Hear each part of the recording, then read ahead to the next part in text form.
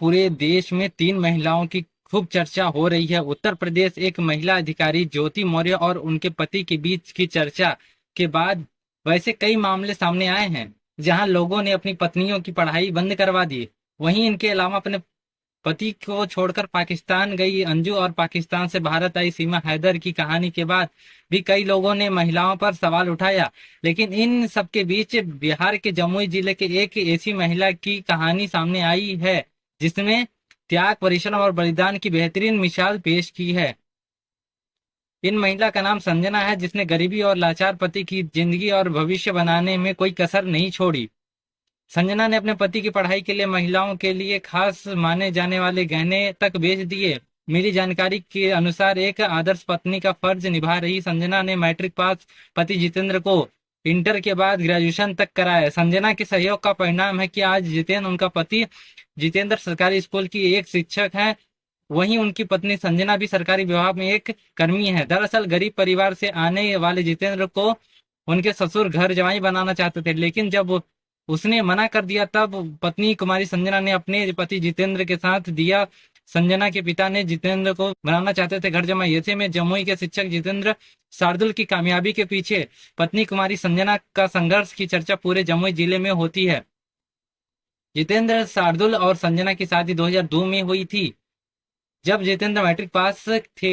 शादी के बाद उन्होंने घर जमाई बनने के लिए कहा गया, तब उन्होंने अपना स्वाभिमान का हवाला देकर ससुर की बातें को मना कर दिया। उस हालात में संजना ने अपने पति का साथ दिया। गरीबी और तंगहाली से जूझती, संघर्ष करती संजना ने अपने पति के पढ़ाई के लिए अपने जेवर तक बेच दिए और अपने पति को पहले इंटर करवाया। संजना के साथ असर हुआ 2007 की जितेंद्र शार्दुल शिक्षक बन गया। वहीं 2014 में संजना जिले के खैरा प्रखंड के आवास सहायक बन गई।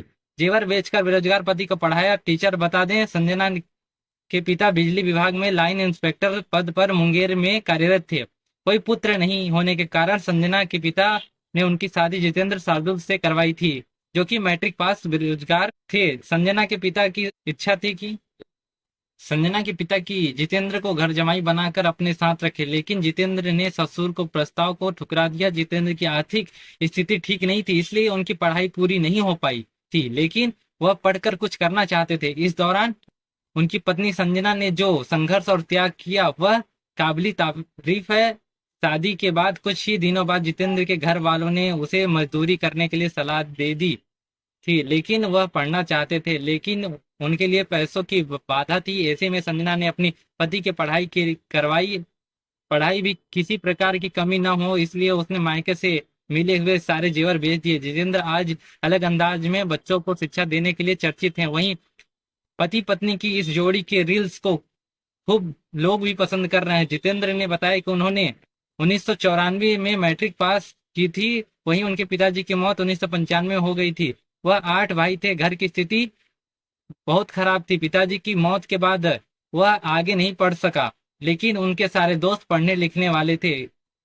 उसकी भी इच्छा थी कि वह पढ़े। वहीं 2002 में शादी के बाद उसे घर जमाई बनने के लिए कहा गया तो उसने मना कर दिया। बाद में पत्नी ने जेवर बेचकर मैट्रिक के 8 साल के बाद इंटर और ग्रेजुएशन करवाया। जितेंद्र कहते हैं कि अगर उनकी पत्नी संजना जेवर नहीं बेचती तब पढ़ाई क्या, जिंदगी जीना भी मुश्किल हो जाता। वही संजना का कहना है इस मामले पे कि शादी के बाद उनकी खुशी पति की खुशी में ही थी। उनके पति आगे पढ़ाई करना चाहते थे।